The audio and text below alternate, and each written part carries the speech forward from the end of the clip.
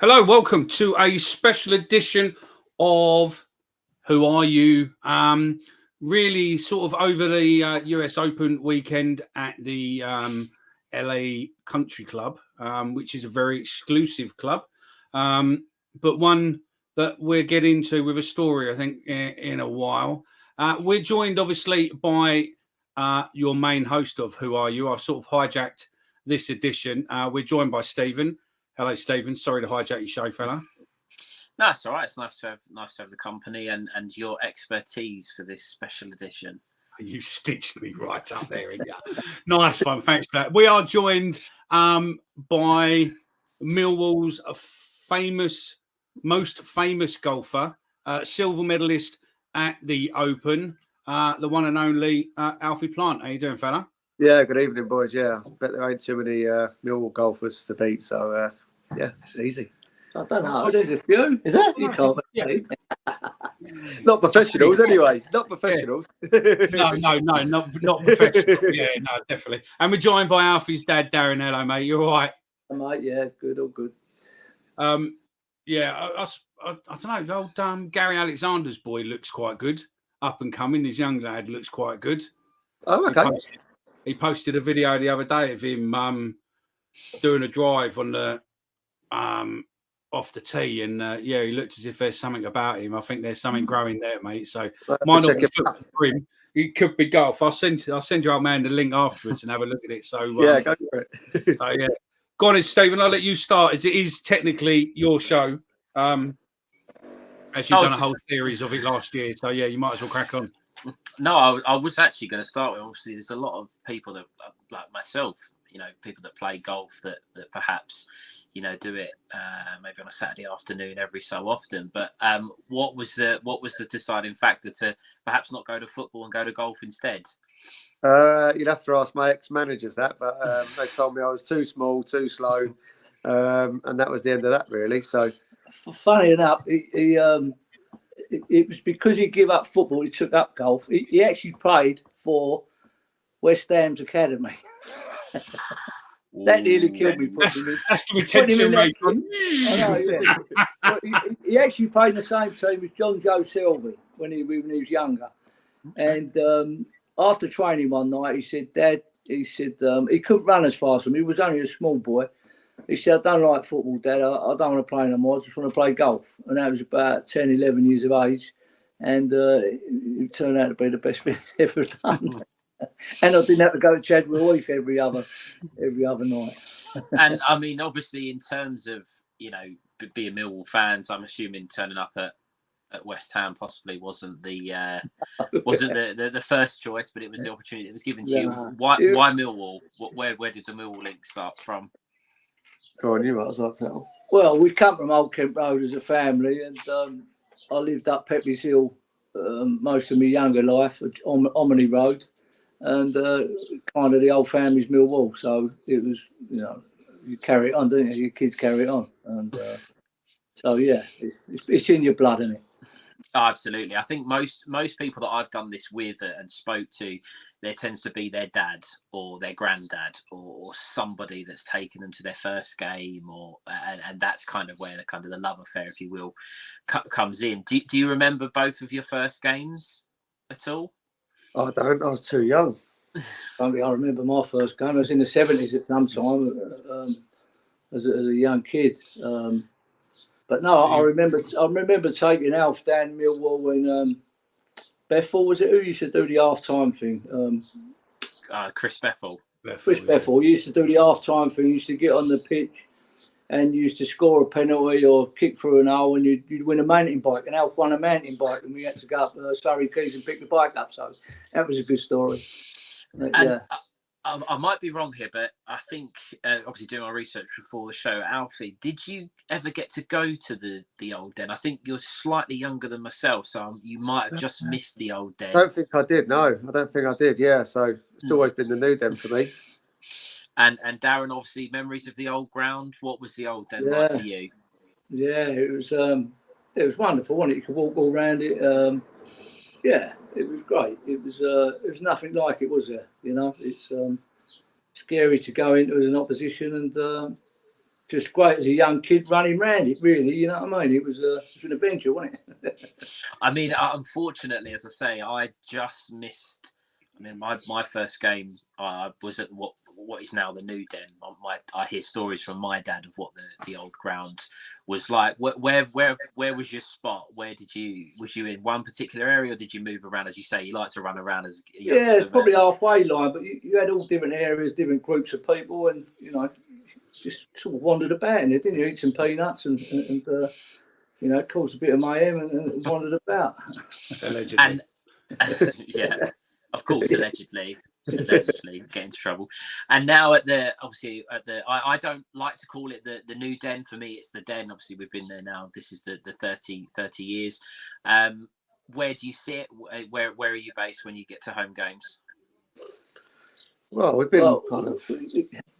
My niece is with she's marrying Danny McNamara.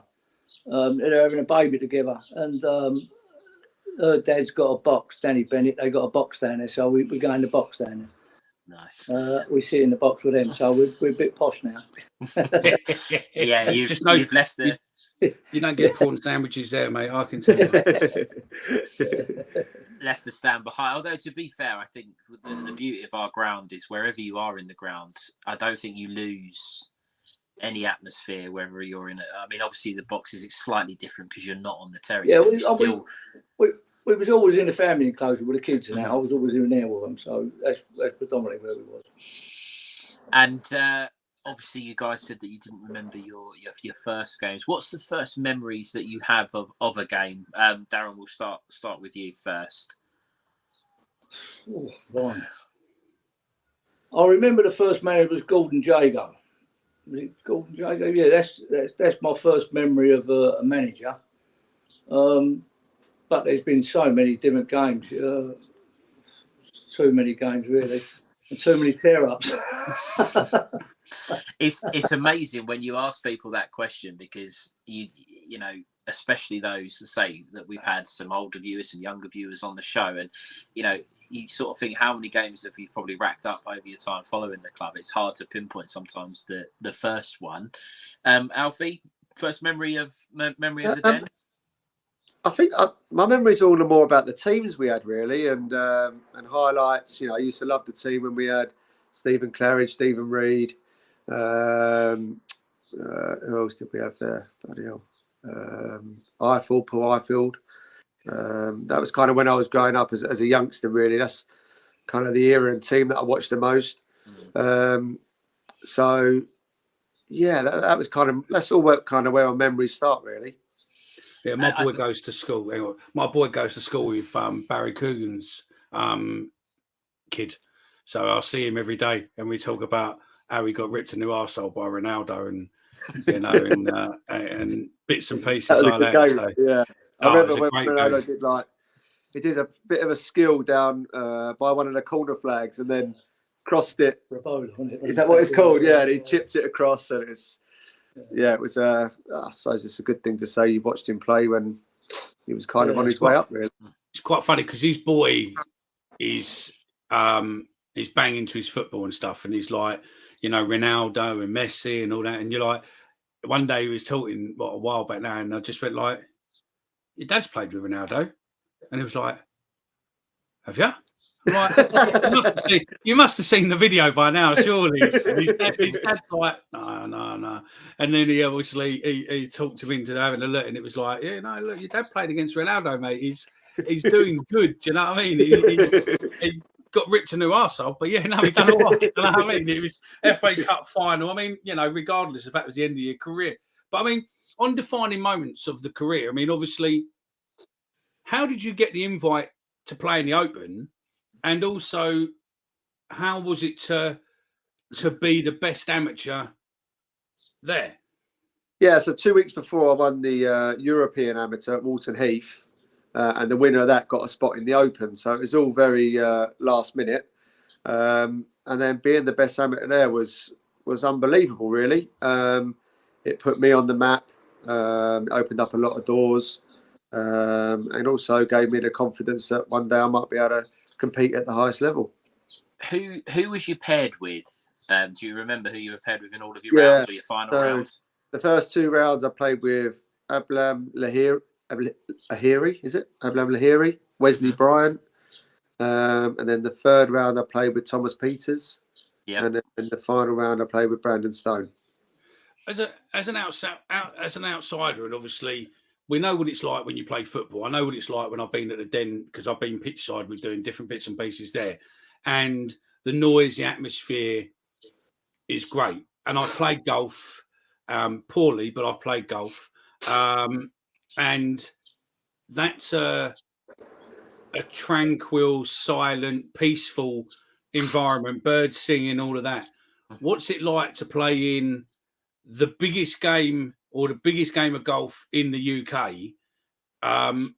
with what's there? Probably 40, 50,000 people following round in there. There's a immense crowd, isn't there? There's 260,000 people got through there in 4 days. Wow. It's one of the biggest crowds they've had. And obviously, being at Birkdale, it was so close to Manchester and Liverpool, it's just banged out. You know, I mean, they love their golf up here. But, you know, with the atmosphere, as you said, and all the people, that's something that I could never practice. I never knew how I was going to handle. So, you know, it was literally first tee, you know, all the people like shouting and screaming. No, we had loads of fans come up with their flags and everything. So it was a little bit like a football match at one point. But, you know, I didn't really know how I was going to deal with that until that moment, really. And, you know, I'm just, I was just over the moon that I managed to get through it and be able to compete. Do you just blank it out, or do you put earbuds in? And just come on. I'm always a big believer. You know, you've got to feed off the atmosphere and try and use it to your advantage. For how nervous I was, adrenaline and excitement kind of took it over, and you know, you just got to kind of embrace it. So yeah. Am I right in saying, you might be able to correct me if I'm wrong here, was you the only amateur to make the cut that particular year? I was. So it was on the Friday night. I still got 2 rounds to play, but we kind of took over the one of the hospitality tents. There's probably 100 of us in there, all singing, all dancing. There's beers flowing. It's like, because I basically already won, you know. But I'm like, I'm only halfway through the tournament here, so it was tough to pull away from the celebrations. But unfortunately for my brother, I just made sure I had plenty of balls in the bag. I was like, right, as long as we finish the last couple of days. His brother caddied him. His brother Albert was on the bag, his brother. So I had 2 of them walking up later. I was going to say, because that's quite a... I mean, I know I follow the golf to a certain extent, and that's quite... No, hang on, Stephen, stop. How many winners have you had betting on golf recently? Let's start there. I follow golf as if it's just an offcut. How many winners have you had recently on picking placements and people winning the golf? I've had a few. Yeah. You've done well out of the bookies on it, haven't you? Yeah, I've done all right over the last few years. I've obviously followed the majors. You follow other tournaments as well, but I've had a bit of luck. I had Koepka in the PGA. Had a place with Victor Hovland in the Masters, and I've currently got Fowler and McIlroy in the Open this time round. So he's just on behind us now, so you're doing well. I do like my golf. My dad loves his golf, so this show is going to be fantastic when it goes out. He'll be the one to really sort of want to watch this one. But it must, going back to that sort of second round. I mean, I don't know how often it's happened, but to know you're going to win the medal, have that presented to you on the 18th, 2 rounds before you actually get there, I suppose, as you say, celebrating afterwards, it must be very unusual knowing you're going to have that at the end of it, regardless of how you play. I think that's the thing. For the big tournament going on around me, I was kind of in my own mini tournament as such. Mm-hmm. But I still had my own goals. I think it was top 12 at the time, gets an invite back into the Open the following year. Mm-hmm. So I was still kind of chasing that. I was around 25th going into the weekend.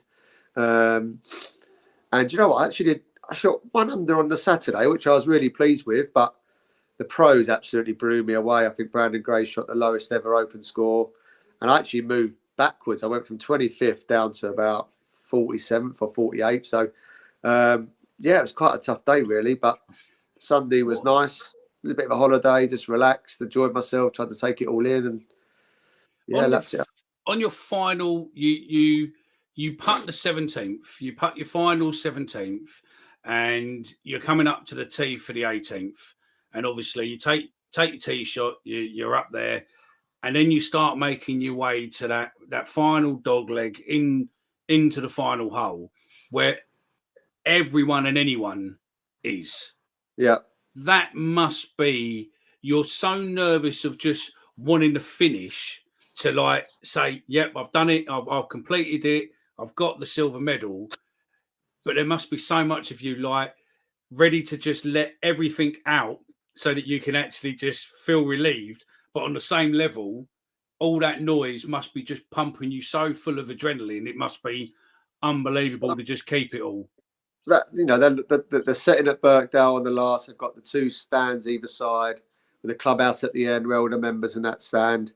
You know, and apart from actually winning the Open, I've had the same reception and the same walk down 18 as, you know, as Jordan Spieth did or that week. So, you know, I probably got more of a reception and the feeling than second place in the Open, which, you know, which is probably a much better achievement. So for me, you know, that's what kids dream of. I remember being a youngster late at night waiting for my mum and dad to pick me up, like, oh, this putt's for the Open, or, you know, let's try and get up and down on the chipping green for the Open, or, you know, that was kind of me growing up as a kid reenacting that, and to actually do it in a mini version was exceptional. You know, it was almost dreams come true. I suppose it's also, sorry, go on. I was going to say to Darren, what obviously you said that it was your 2 sons walking up the 18th. I would imagine you probably couldn't have imagined it would have gone any better than that, really. Well, I was crying my eyes out. Me and my wife, we was just in floods of tears, and you know, we must have been 60 hand in Millwall up there. Do you know what I mean? So it was like we took the gaff over, we had flags up everywhere. It was hashtag Team Alfie, and I was just in floods of tears. It just opened up.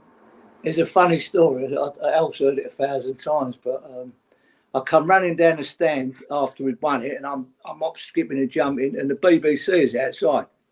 So the bird, what's her name? I don't know. Quite a famous bird. She stuck the mic in my face and she said, Mr. Plant, how do you feel? I went, how do I feel? I said, both my boys have just walked up the 18th for the Open. I said, Bill Yates, he couldn't afford that with his kids. He blah, blah, blah. He couldn't afford this. Blah. Anyway, got home. Well, so I said to the geezer at the BBC, I said, do me a favour. I said, we're like in a bubble up here. Anything you get on the screen, can you put it on a USB stick? And when I get home, I want to watch it afterwards because I didn't know what was going on in the outside world. Anyway, I cut it all short. So we got home, we've all sat around as a family. I said, come, we watch the highlights. So I plugged it in. So there I come running down the stairs. Yeah, Bill Yates, they all went, who the fucking hell's Bill Yates? I meant Bill Gates, didn't I? Yeah. And they said that went to about 50 million people, you know what I mean? So I looked like, right, Pratt. But, I mean, obviously, we got in touch. Well, I got in touch this week. I sent you that news article from the Daily Telegraph, I think it was, with obviously the LA Country Club. You've played there, haven't you? And, yeah, we played the 2017 Walker Cup. Yeah, go on, sorry. And Millwall turned up there, and it was nice in the article where they turned around and when someone obviously said to him that, oh, Millwall's motto is no one likes us, we don't care. And they went, yeah, that probably should be ours as well, because that's how we are. I mean, how was playing there with the Millwall following what obviously followed you over? Because we have a massive contingency of Millwall fans in LA. A pal of mine lives out there, Stuart, LA mate. And to play probably in one of the most exclusive clubs in the world. I mean, let's be honest, they pick and choose who they want. They don't have film stars. I think Bill Crosby and people like that weren't allowed in. Ronald Reagan weren't allowed in until he was president, and the likes of that. And here we've got an Old Kent Road yobbo and his boy walking around the LA Country Club in the middle of what, Beverly Hills, Hollywood, isn't it? It's literally just next to Rotunda Drive, isn't it?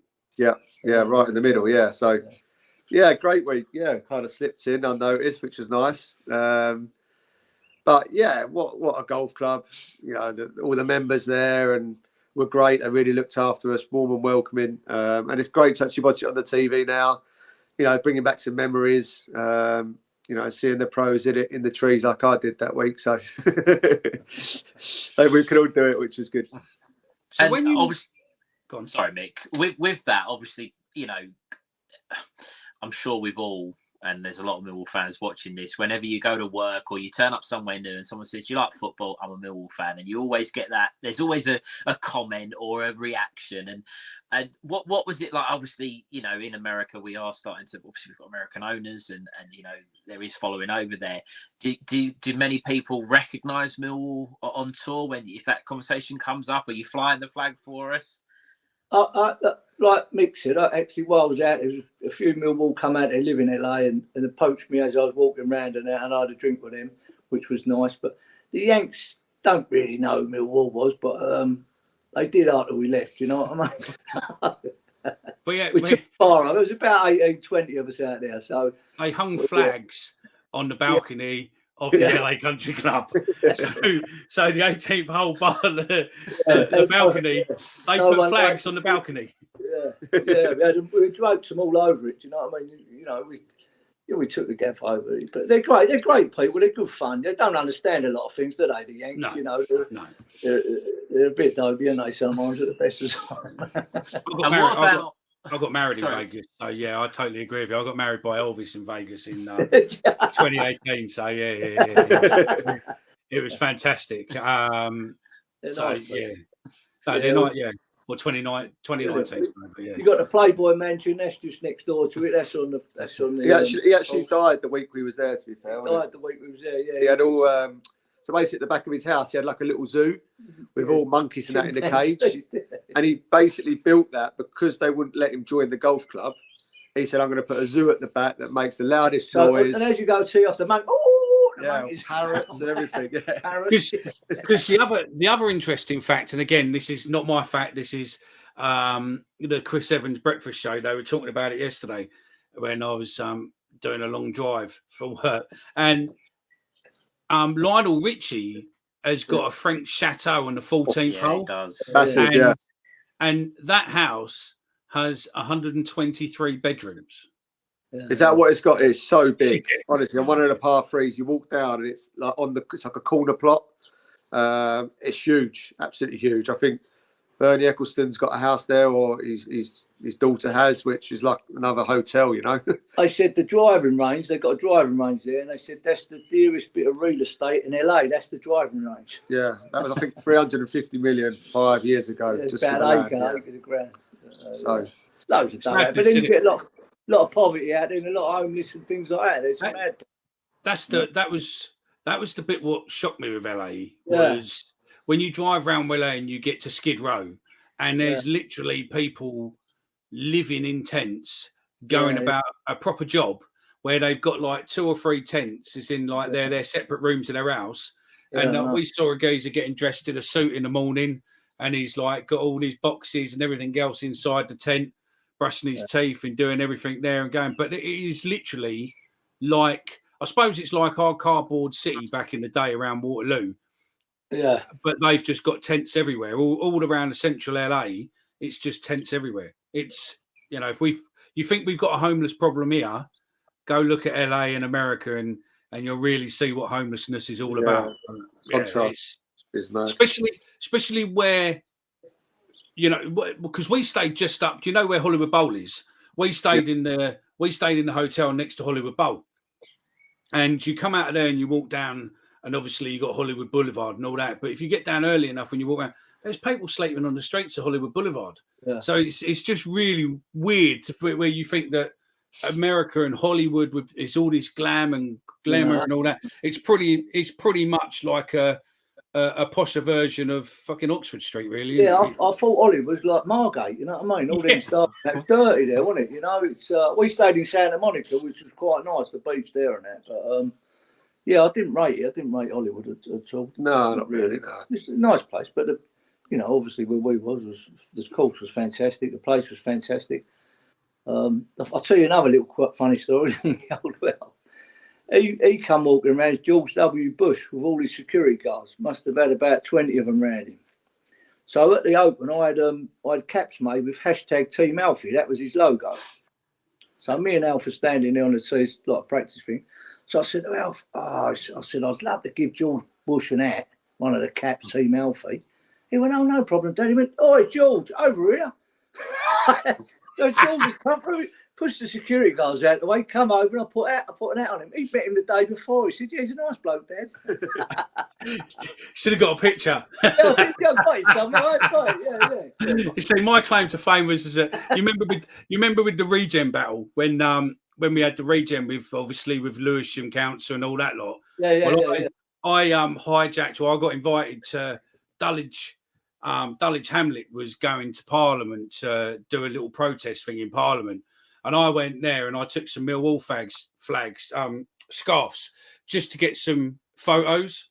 And he didn't even get a chance to know what was going on. I've just gone pop on Jeremy Corbyn and took a picture, right? Not because I wanted Jeremy Corbyn to support it. I just knew that if I put that picture on the internet with the regen hashtag, etc., it would just go mad, mainly through people abusing the picture.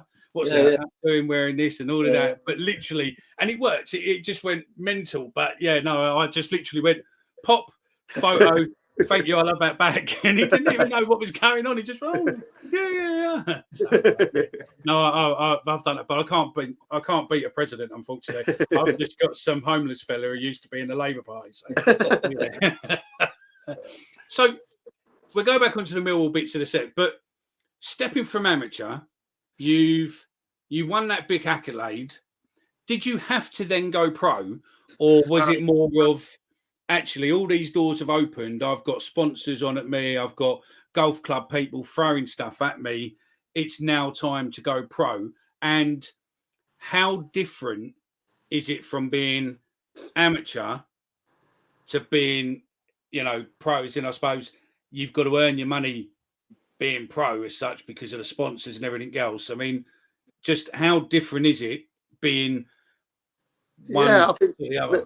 The Open was in July 2017, and it's hard. Hindsight's a good thing and a bad thing, but I almost wish I should have turned pro straight after the Open, kind of rode the wave and turned pro then, and just got going while I was full of confidence. I did hang about for the Walker Cup, which was later in the year, September. So I kind of had 2 months of just being on cloud 9, floating around. And I felt after Walker Cup, I kind of was in kind of a bit of a decline. And that was kind of when I was getting my opportunities. And it kind of felt, looking back at it now, it kind of went against me. So I kind of, after such a high, you've always got to have a low eventually. But yeah, so I didn't have to turn pro as late as I did or as early as I did. It was completely my choice. But the Walker Cup was one of my dreams. It was on one of my lists to be able to accomplish and achieve. And I felt like I nailed on the team by that point. So that's why I hung on. And the pro game is different, especially coming from an amateur level, because one, the support you have around you. I was in all the England amateurs setups. So I had like 5 or 6 coaches. They used to travel to events, so cover all expenses and costs, and it was kind of in your own little bubble, really. And then when you turn pros, it literally stops that day. So I lost all the coaches and all that support, and it's all down to you all of a sudden. So a big adjustment. If you want to have such a great team around you, like you do when you're at the top of your England game, then expenses get tough. So it is a big adjustment. Some people take it pretty easy. Some take a little bit longer. But yeah, your journey is your journey, and you can't change it. What was the best, once you went pro, obviously sponsors or freebies you get given to you through winning the Open, probably onwards, but either the Open bit or when you went pro, what was the best freebie item you got given? This freebie item, God. think it's all like golf related, you know. So it's like, did you get a driver, and that driver now goes everywhere with you, or was it the thing is, I was kind of getting that, you know, being a top amateur, you was kind of getting that service a little bit anyway. So the transition that way, you know, no one gave me a Ferrari, unfortunately, or a nice Rolex. But yeah, I don't know. I haven't really got any favourite gifts, to be honest with you. And obviously, just before coming back perhaps onto Millwall, just one sort of final bit on the golf. Obviously, you said there that you know, highs and lows. Where are you at now? What's the next move for you? Where are you looking to go with the golf? What's next? Yeah, so I'm playing on the Challenge Tour at the minute, which is the championship of kind of the golf in Europe right now. I've just missed out on top 20 the last 2 years, 31st, 38th. Top 20 get your European Tour card, so that'll be a full-time schedule. So I'm kind of one league below, playing a couple of European Tour events, you know, in the mix of that. So I feel like I'm really close, but really far at the same time, you know, until you get off that tour and get on the European Tour full-time. I'm not quite there yet, but the game's in good shape. You know, I've learned a lot over the years. You know, practicing hard and travelling around. So fingers crossed this is the year. You are still young though, aren't you? I feel old out there now, but yeah, they say kind of once you start getting to 30, you've kind of got enough experience under your belt that, you know, you kind of start coming into your prime. So hopefully whoever come up with that is right.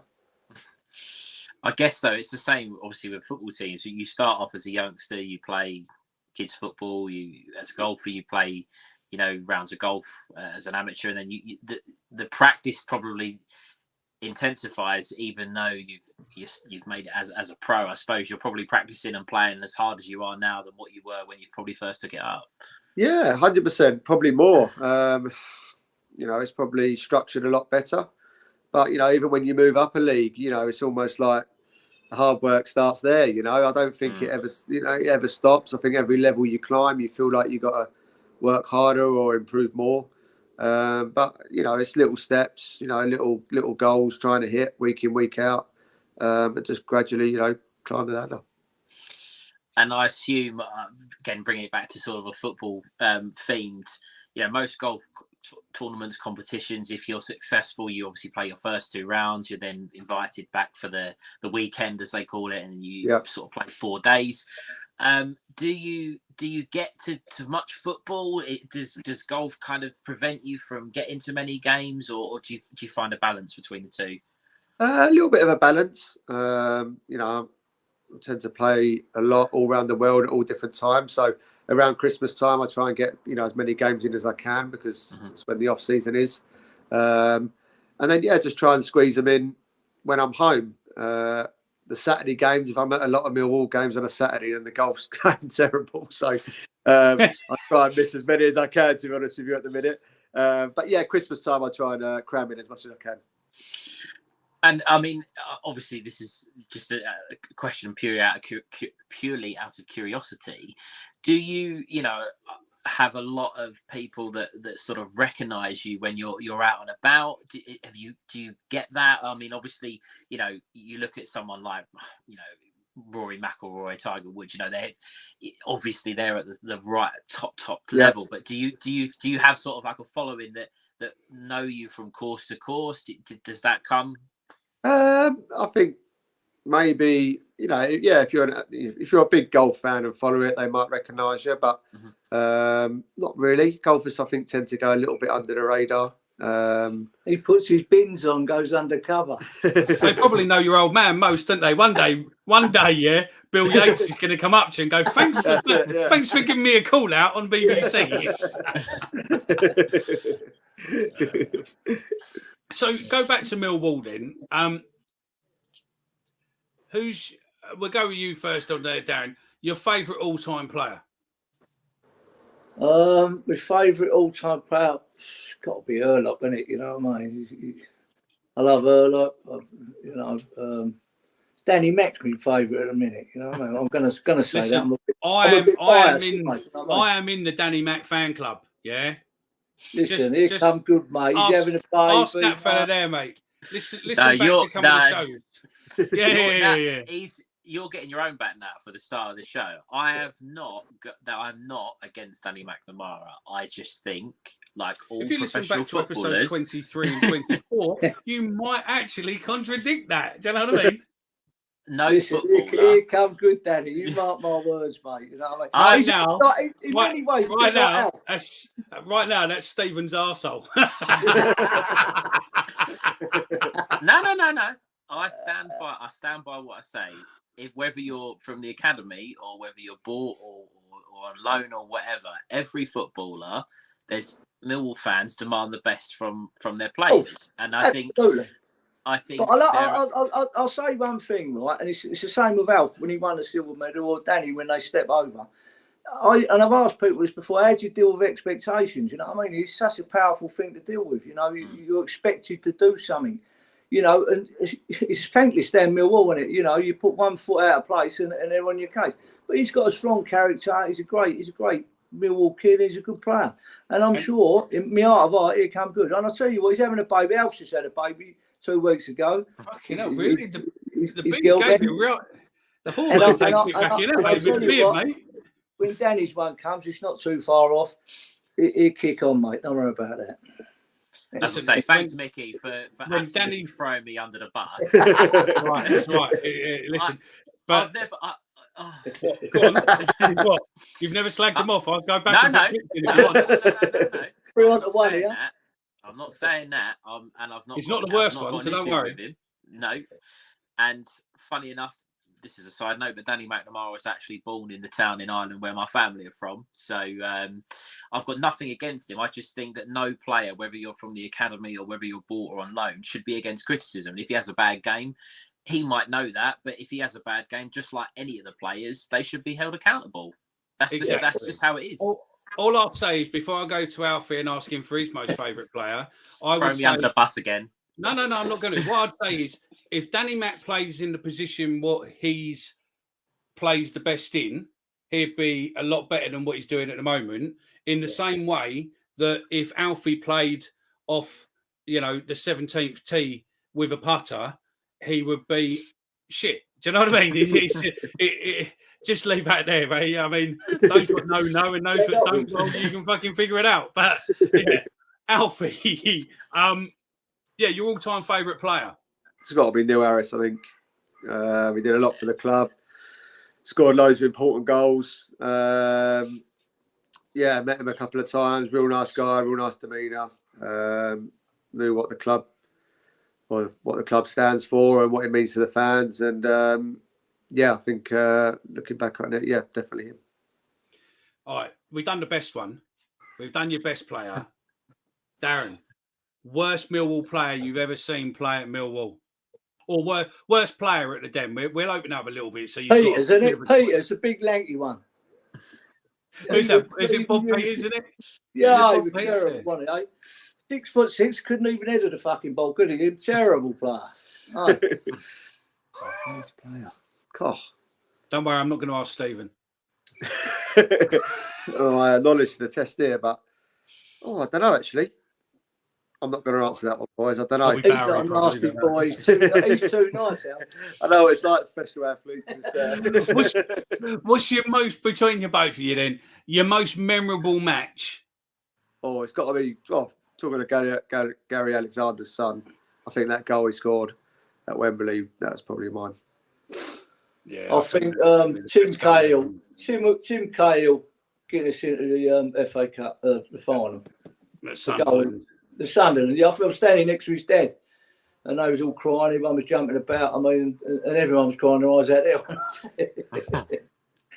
It must be hard being your dad, when your son's there and does such a massive thing like that, or like Alfie, getting the silver medal at the Open. It must be so proud and that's such achievement. Overwhelming, Mick. Overwhelming. You can't even explain it. Do you play golf, though, Darren, or not? Yeah. I run a football club of 20 years. Alfie's eyes say, yeah, he tries. He can't beat me, mate. Don't worry about I'm Well, one of them dads. there's his goal I'm for one of them dads. I 2023. used to say, you do 10 press-ups, I'll give you a tenner. He'd get the 9, I'll kick his hand away. I'm one of them dads. He plays more football on the golf course, kicking his ball around. So. Have you ever played football golf? I have actually, yeah. That's a great game. It is a good game. It's a good game. Maybe one time when you're not playing, maybe like the lads from here and you, and we get a couple of others together. You know what really surprised me with that? Like, it's the hard, hole would isn't it? be, I don't know, 120 yards away or 150 yards, and I'd be like, I can easily boot a ball that far and I'll kick it. It only goes halfway. It's as if it's got lead in the ball, isn't it? Yes, It's definitely a nightmare thing. But on the memories and stuff like that, what is your funniest ever Millwall moment? That could be either Millwall fans at golf or during a Millwall game. Do you know what? I actually just find Millwall fans generally really funny at football matches. The things they come out with, you know, how they think like someone looks like someone, and that. I just, you know, they're very witty and so quick, aren't they? They're just so quick, you know. But yeah, they do crack me up. But yeah, just in general, really, I just love the football banter of it all, you know. I remember, I can't think what game it was now. A couple of seasons ago, I can't think what game it was now. But when the linesman, I think it was a linesman or a ref, missed a handball, and then literally every time he went to do something, it was handball. I can't think what it was. It might not have been handball. Someone's going to tell me now. But it was something where the ref was getting it every time for the rest of the game. He was just getting it. And I can't. It's so simple, isn't it? But it's just, I don't know why. It's just hilarious, isn't it? The way it's the chant. I mean, the chant, what I love from back in the day was Paul Shaw. Baldy, baldy, baldy Shaw. He's got nowhere and we don't care. Baldy, baldy Shaw. And you just think, do you know what I mean? And it's like, you mentioned West Ham at the beginning, but the West Ham chant about, what's his name, who's going out of Danny Dyer. And it's like, and you're like, mate, and that was on fire, isn't it? He's shagging Danny Dyer. I don't think you'll ever beat the Millwall one at the last game of the season last year at Bournemouth. What I was at was about Scott Parker. That was the best one. Oh yeah, Parker, your mum's it. I'll give you a £5. That one. That's a funny one. Oh, that was so funny. I was there. I was at the game as well. And it was just. I don't know who started that, but that was just whoever thought that out was a genius. But that went on and on. That was a good one. And it just didn't stop, did it? It just kept going and going. And when I was seeing it coming back in the motorway. Were you thinking, no, it's over?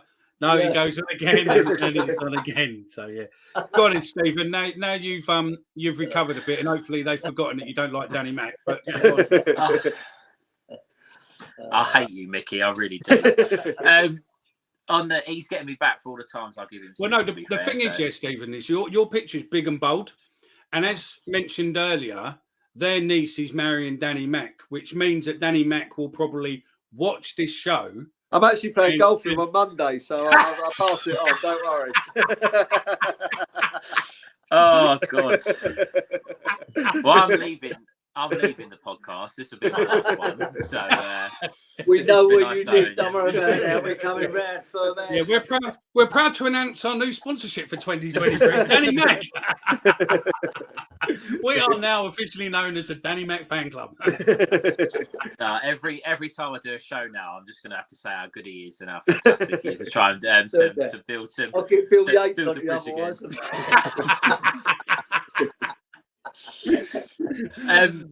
I've completely lost my train. So, Mickey, on the subject of the best, you said obviously the best players and people that you remember. I'm going to take it a little back to golf, just slightly. Who's the best player you've ever played golf with? Oh, good question. Play golf with? So either because obviously sort of tournament play, you're paired up with someone, or if you've played match play against someone. Who's the best player you've shared around with? If it was going on the world rankings, it would have been Matsuyama. I think he was number 2 or 3 in the world at the time. Wow. Okay. Not that we spoke much. He ain't got one word of English in him, so that was pretty fun. But how impressive was it watching someone that close with their caddy and obviously being second, third in the world, and you watching everything they do, because you were probably watching him like a hawk, you know, Yeah, what his it's- caddy was saying and making sure that you probably took the same hints as what he was. Yeah, play off this, play off that. Yeah, the green's got this much of a roll and all of that. As your brother's going, I ain't got a clue. I ain't got a clue out. It's a bit hard to looks understand when it's in Japanese, on me. Yeah. It's great. It is great, but there is hundreds of kids or men, you know, that you've never heard of who hit it as good as the best players in the world, or even better. They just don't get through, you know. So I've been in it long enough now that I've seen so much talent come through. Gooseham was very good. Gooseham played him. He was good. But, you know, like even lads in the amateur days, like Dan Wasney, like people you've never heard of who don't even play golf anymore. Just the young unbelievable. Irish kid that's just won. What's his name? Huh? The young Irish boy that won the other week. Tom McKibbin. Tom McKibbin. He's Very good. He's very good. He won last week. He's 19. He's good. But There's loads. There's so much. There's so much talent out there. It's because of COVID. He was held up for 3 years, like most of them. It's a backlog waiting to come through. Do you know what I mean? It's also changed now, isn't it? Because they say that again, something else was on the Chris Evans breakfast where they were talking about, you know, years gone by, the golfers would turn up on the course, go to the driving range with a load of balls, bang them out. Their caddy would go pick them all back up and all that. Now they turn up with, you know, drive measuring devices and, you know, different balls, different clubs. You know, they literally turn up with a, you know, their own little lorry worth of equipment just to practice before they actually go onto the course. Yeah, the game's changed. Technology's now involved in it, you know, every part of life. But whether that's good or bad, you know, it can overcomplicate things. Some, you know, too much information, sometimes bad. But yeah, if you've got a pot of gold, there's loads of stuff you can buy. You can go absolutely mental out there. But yeah, it's the game's changed. The world's changed. And obviously, you said obviously at the start of the show that you yourself made the decision that you didn't want to play football anymore. It wasn't for you or whatever it was at that time, and you decided to go down the golf route. I mean, playing in academy football, obviously you're very similar. You're trying to get the. There we go. No, we're back. Still there. You're trying to sort of take the first step to become a professional footballer. That's Bill Yates. It's active. With the golf, is it similar? You know, you say that there's a lot of players that fall by the wayside that perhaps don't quite make it and then give it up. Is there a similarity between what you've experienced perhaps at football at a young age to golf? Is it similar, or is it because it's a completely different, you know, an individual sport? I think golf's that they are very different. You know, football is all about opinions, regardless if you are the best or not. You know, you can not get through. But with golf, normally, you know, if you are the best and, you know, you've got the financial support, you will get there in the end. Because it's all down to you. You know, it doesn't matter if someone doesn't like you or thinks you're no good. It's you know, it's all lies on your shoulders. And if you shoot the scores and win, then you're going to keep going up. No one can stop you. And again, bringing it back to football, obviously, with. Is that Mickey? Oh No. You woke up, Nick. Yeah. No, my boy is on tablet, so I'm just saying, yeah. My alarm went off for that. I do apologise if everyone just searched in their pocket for their alarm with their iPhone. Going, someone's driving down the M25 going, what the fuck? As professional as ever on the podcast, Mickey. Always. Put it out there. We've already established that, you know, the link with Danny McNamara. I'm not going to mention his name anymore, just so I can't be slandered anymore or go any further with that. In the current squad, you're not allowed to say Danny. Who do you think is currently our best player, and who's your favourite player in the current squad? Well, I'm interested to see the new signing, the lad from Scotland, the striker. I think there's somewhere we needed definitely a different option. I like Bradshaw. You know, he works very well. You know, he doesn't leave anything on the pitch anytime he plays. Good golfer as well, isn't he? I'm not sure actually. He plays, does he? Yeah, I think so. Yeah. Oh, yeah, okay. I think he does. Yeah. And he's a good golfer, though, isn't he? Who? Danny. Yeah. Yeah, he's playing a bit now. I think Billy Mitchell plays a bit. Isn't Saville really good? I'm not sure either. I don't know. I think he is. I think Saville. He used to play a lot. I think Saville's pretty near. If he isn't, he's near on scratch. He's supposed to be a right little bandit. So yeah. Hopefully, he comes out Monday. Then we can have a right little game. Take his money. And obviously, you know, the question we ask a lot of our other guests that we get come on this about memorabilia, things that you've got from Millwall, whether it be a shirt or anything. Obviously, you've got your flags that have been to the other side of the world. They've been draped on the balcony at the 18th. Is there any other sort of pieces of memorabilia that you have, Millwall memorabilia that you have that you're quite proud of? Yeah, I got a couple of signed footballs. Couple of shots, signed shirts. The old white one, I think it was the away kit actually, which was nice. What, the Giorgio one or the? Yeah, Giorgio one. Yeah. So just a couple of shirts, a couple of footballs, and then the 100 flags we've got in the drawer. I guess he won last year in Britain. He won the challenge to us. So I've got the Millwall shirt on underneath my jacket. He don't know I've got it on. Do you have anything? Do you have anything Millwall in your bag? Yeah, I got 2 head covers. Yeah, got 2. It's got the den on it. I thought you had. Yeah, I thought you had. But yeah. Yeah, it's good. A guy on Instagram, Caddy Club. They do all your teams and that. It's brilliant. Yeah, really good. Anyway, he's won the tournament, so I've took the top off. I've run across the 18th, and it's banged out there. There were 2,500 Frenchmen or so all round. So all I could hear was, and I've got my shot. I'm running to give him a comment. All I could hear was, "He's Millwall. He's Millwall. He's Millwall." We've got There's quite a big French following of Millwall, I believe. Yeah, because there's quite a few of them on Twitter. So and if you're Britain, don't consider themselves French. They don't. They reckon they're different. You know what I mean? But it was quite funny. But he went, "Dad, what are you doing?" But I've always wanted to do it on the 18th for the shirt on, and I did it. It's a bit like Liverpool. He had his shin pads on and shorts as well. That's the thing. That's it. Yeah, pocket wanker. It's a bit like. So yeah. And I'll just finally from me. I mean, I look at it from the fact being a Millwall fan. You know. It must be so nice for you. Obviously, you've got your dad, you've got your brother, you've got people that come and go around the world with you that support you. But what's the feeling like, perhaps when you're, I don't know, 150 yards from the green and you're looking over the back and you can see a big Millwall flag in the background? It must give you a little bit of pride seeing that as you're playing your last shot into the green. Yeah, of course it does. It's a completely different look on a golf tournament. It's, as you said, very normally prim and proper and very quiet. So, we bring something a little bit fresh, a little bit different to the golf tournaments. But, yeah, we love our football and we love Millwall. And it's kind of been in our family for generations now. So it's good to bring them both together.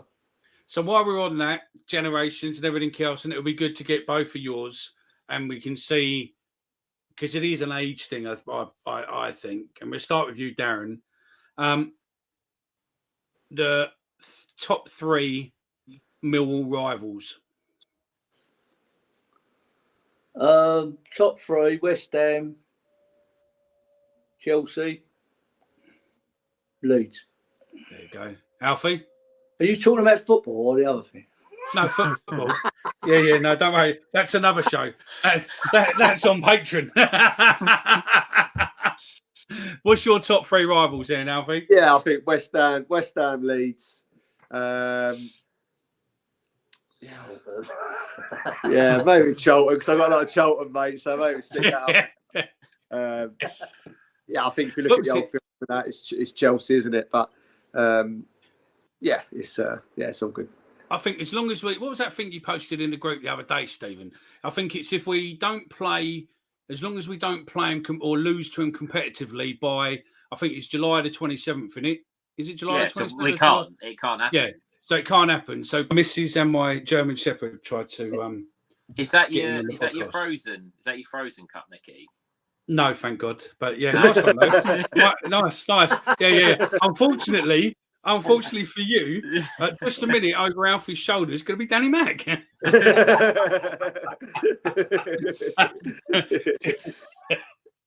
Yeah, we'll put it right on you. No,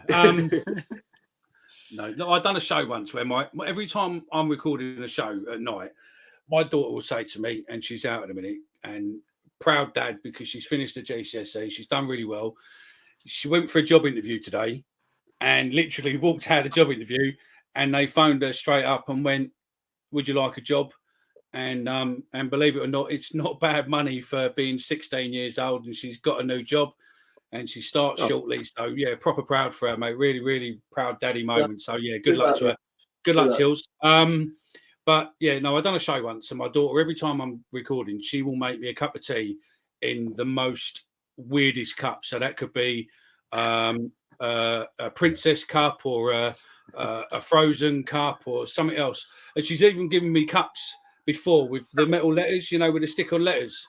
I love West Ham written on it without me. So she'd put it on this side without me noticing. So that when I go like that, it'll literally be like, I love West Ham sitting on there. And I'm like, so I've hidden a lot of the W's now, so she can't get me on that one no more. But yeah. Whatever, I love Danny Mac on it next time. I'm telling you. That's it. No, I need that one. I need that one. I need that one for Christmas. I reckon what we should do is set Danny a target. If Danny can score 5 goals in a season, we'll get a little love heart with I love Danny Mac on for Stephen. I'll agree to that. I'm happy to agreeing to that. That's absolutely fine. He's got to play higher up for that, unfortunately. But that's my thinking. He plays in defence, so I might be all right. But look, as I say, I have not. Can you imagine if next season he scores 5? I'll be playing this clip over and over again. I'll be outside his door. Don't worry about that. Yeah, we'll have Sammy, mate. She'll be the one. Was it Star Tattooist in there? I think it is. She'll be on you, mate. She'll be sitting there tattooing live, mate, on you. I love Danny Mac. Yeah, that would be it. It has to be in a painful place, like on your chest or something, or on your neck. So every episode.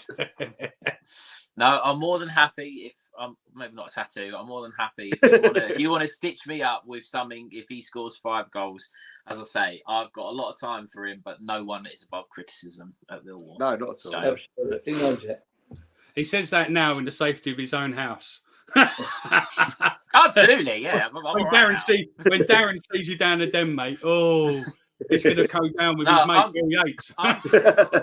I'm just waiting for next season. I know what's going to happen. We'll go to the awards and you stitch me up and we'll have Danny McNamara on our table and he's sitting right next to me. You're like, all right, I'll just... That would be so funny, but no. Spore off the ducks back with Danny, mate. Here come good. You watch. I hope he does. He's quality, Danny. He's quality, mate. I've watched him all his life. He's a quality footballer. He's a great lad. He's a great person. He's got a great family around him. So, No, it is definitely. But it's a Millwall way, isn't it? Unfortunately, he knows the way it is. Millwall fans will always get on your back. And then when you're doing well, they're thingy. But those that know, and that's it. I think that's probably the best bit to say the least on that bit rather than anything else. So, yeah. But, we've done the memorabilia. We've done that. I think we're pretty much covered. The only bit what we're taking now, obviously, because we're recording this on the Friday night, and it's obviously going out on a Sunday night when the the US Open starting to finish. So, who do you think is going to win then, Alfie? I knew you were going to ask that. Once this is going out, you're either going to be made to look as if you absolutely know everything about golf, or you're completely wrong. Shoeflay's up there at the minute. I think he's not going to be too far away come Sunday. He's very steady. I like the way that golf's on in the foreground. Yeah, you see it in your glasses. But McIlroy again. He's won plenty of majors, a lot of experience there. I don't think he's going to, be too nervous if he's coming down the stretch on Sunday. But the US Open's always a great one to watch. As a bogey or a double bogey around the corner at any moment. There's some big swings all the time. So. Just hopefully it's exciting and so it's a good one to watch. You've played this course. Yeah. What was what do you class for people who are watching? What holes do you think are the tricky ones? Oh God, it all depends on what the rough's like. To be fair, when we was there, the rough was really thick. So as soon as you went in there, you'd have to wedge it out. So they was all tough. If you missed the fairway, they're all tough. But the greens are lightning quick. They got some big slopes. I think they was actually saying on the radio earlier where they're too quick, they can't use much of the green at all because they're too slopey. Which maybe if they slowed them down a little bit, they could probably get some more interesting flags or more dangerous flags. But overall, the course was a lot tougher then than it seems to be now. The scoring, I think, is pretty good. I will say, I'll ask you this one question. What's your biggest putt recorded? So playing in a tournament or whatever. And what's your biggest putt no one's seen? And I'm only going on that. He's seen, what's his name the other week? Got a 72-footer, didn't he? Can't think of his name now either. Oh, right. Okay. Yeah. So the biggest putt recorded probably would have been about 40 or 50 feet. But biggest putt no one's seen. Oh, it must be about the same. I don't know, actually. I was waiting for you to go 130 foot. You know, no. There is one I have seen though. I think it's the swimmer in the Alfie Plant. I think he held it from about 80 yards or something ridiculous. He did. Yeah. Who was that one? Well. The best one I've seen, Phelps, and I might include it in this, but the best one I've seen was the one with, what was his name? It was the one where Donald Trump was looking at the ball, and the other old golfer just went like, just easy. And he just literally come out and just lined up with his club, just literally walked up to the ball, dropped the ball, and went, about there's right. And he just went, bang. And that was Jack Nicklaus. I've seen that, yeah. Yeah.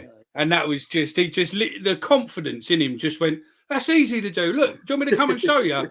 And Donald Trump was like, yeah, go on then. And he just literally came up, dropped a ball and just went, pop. And it just flew straight in the hole, didn't it? It was as if it was magnetised. It was superb. So, yeah.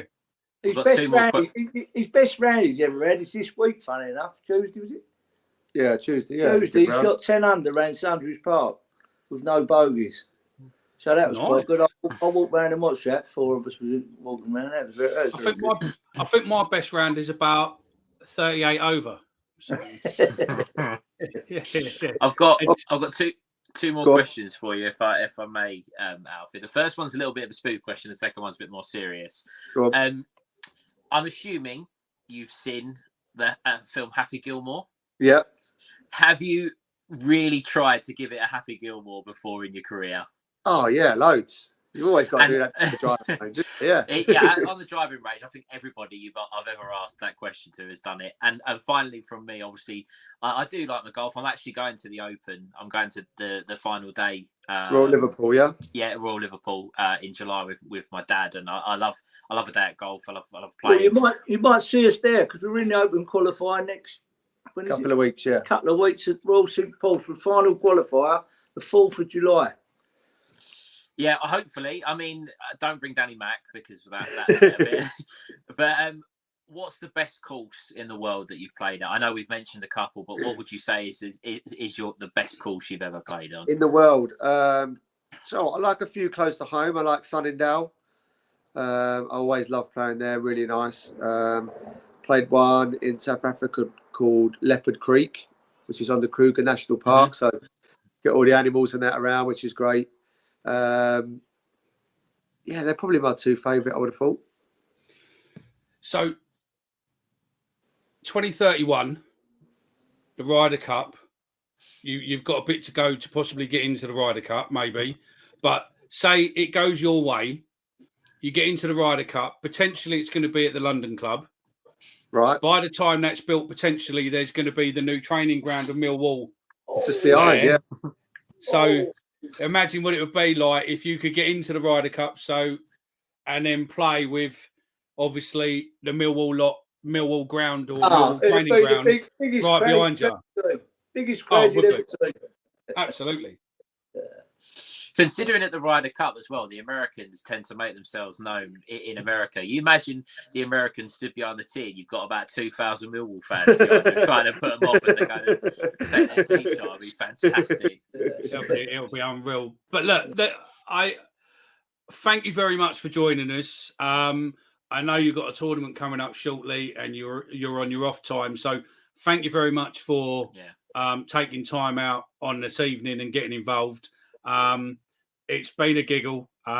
We need to do another one of these at some point. Maybe just maybe we need to get on a golf course with you at some point and just have a laugh. And you could teach us how to play golf, but or how to improve our stance, or maybe we just do some Happy Gilmore swings. But I think we need to look at doing something going forward with this, because it could be quite funny.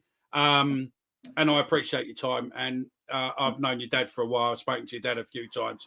And help with a few bits what he's done and stuff, but reposting and stuff. And mate, you're definitely worth a crack in it. And thank you very much for getting involved. No, cheers. Thanks for bringing us on, boys. Yeah, no, I echo what Mickey said. I mean, as I say, I do like my golf. I'm terrible, so I'm not gonna claim to be any good. But I love my golf. I'm probably gonna go and watch a bit of it now. Get a Danny Mac shirt, and he'll give you some lessons. I'll take that. He's having a tattoo. He's got to have a shirt. Yeah, wait for it. Stephen's going to go, but I've got to bring my dad. But that's dad. His dad's going to be his caddy. So Well, listen, if you're watching this is the first time you've seen it. You don't know anything about us. We're just a few lads that run a Millwall podcast. Pretty much we talk bollocks most weeks, but we are talking honest bollocks about Millwall. And we are very, very different to any other Millwall podcast. If you've not watched us before and you're only watching it because Alfie Plant's on it, don't worry, that's fine. Just press that subscription button because that does us the world of good with YouTube, means that they put us even further. It's every subscribe you give us, they give us a new key, what opens up a new door. So it's beneficial to us, costs you nothing, and it's easy. Follow us across social media. This is another one of the pre-season games, more of a special. We'll be back hopefully next week. We just need Millwall to sign some more players other than Lendog. Thanks very much for joining us. Thanks, Stephen. And really sorry for throwing you in front of the bus all the time. Thanks, Dan. I'll get you back. No, you won't.